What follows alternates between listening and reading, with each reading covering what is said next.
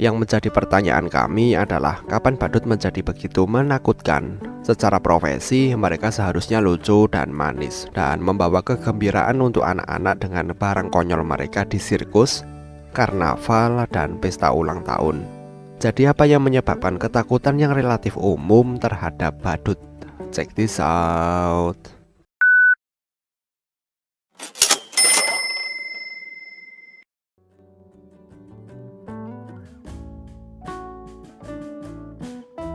Badut tidak diciptakan untuk hiburan anak-anak. Badut telah ada selama ribuan tahun, jauh sebelum mereka terkenal membuat anak-anak tertawa. Beberapa badut paling awal termasuk pygmy dari Afrika yang dipekerjakan oleh Firaun Mesir dan badut Romawi yaitu Stupidus. Yunani kuno memiliki badut berkepala botak dengan pakaian berlapis yang tebal yang akan menggunakan kata-kata kotor dan melemparkan kacang ke arah penonton. Badut adalah satu-satunya orang yang bisa merosting raja dan lolos begitu saja. Mereka tidak akan mempermasalahkan lelucon kejam dan lelucon kasar mereka yang hanya pantas untuk orang dewasa. Bahkan dalam drama Shakespeare, badut sering mengomentari subjek gelap seperti kematian dan kelemahan manusia. Badut juga membantu meredakan ketegangan penonton antara aksi berbahaya dan ketegangan tinggi di sirkus modern. Selalu ada unsur gelap atau jahat dalam seni badut itu sendiri, tapi peran utama mereka adalah untuk menghibur penonton. Jadi, kapan tepatnya badut menjadi monster yang menakutkan, seperti yang kadang-kadang kita lihat dalam budaya pop saat ini? Baru pada tahun 1950-an, badut menjadi hiburan anak-anak ketika TV memasuki era hiburan. Badut lucu, konyol, dan menyenangkan menjadi populer di kalangan anak-anak. Tapi keadaan segera berubah tajam. Kasus pembunuh berantai yang dilakukan oleh John Wayne Gacy alias Pogo si Badut menjadi berita utama sebagai pembunuh badut yang mengubah cara kita memandang badut selamanya. Setelah satu dekade, di tahun 80-an, E.T., sebuah novel yang ditulis oleh Stephen King, melahirkan badut paling menakutkan dalam fiksi, yaitu Pennywise. Pembuat film menemukan cara mengerikan untuk mengeksploitasi ketakutan ini. Film horor badut seperti E.T. membuat takut dan melukai penonton dari segala usia. Badut kehilangan citra polos dan ramah mereka dan menjadi mimpi buruk. Sekarang, seberapa nyata ketakutan pada badut? Survei pada tahun 2016 oleh Vogue mengungkapkan jika orang Amerika lebih takut pada badut daripada serangan teroris atau bahkan kematian. Apakah kita tidak menyukai badut karena berita negatif dan film horor? Atau apakah ada sesuatu yang secara khusus ada yang menyeramkan tentang mereka? Ada sesuatu yang sangat mengganggu dengan kostum yang sangat cerah, cat wajah, dan mata melotot atau mulut dengan desain senyum lebar yang tidak nyaman.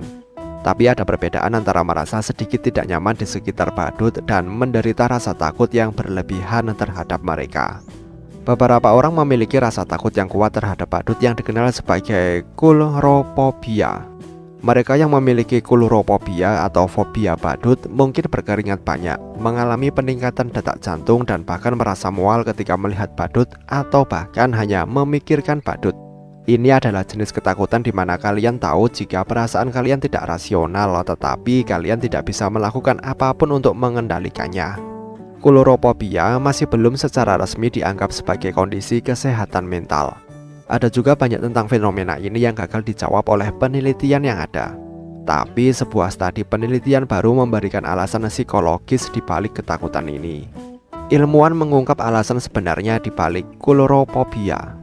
Dalam sebuah studi baru yang muncul tahun ini di jurnal Frontiers in Psychology, para ilmuwan melakukan survei terhadap hampir 1.000 orang dari berbagai usia dari seluruh dunia.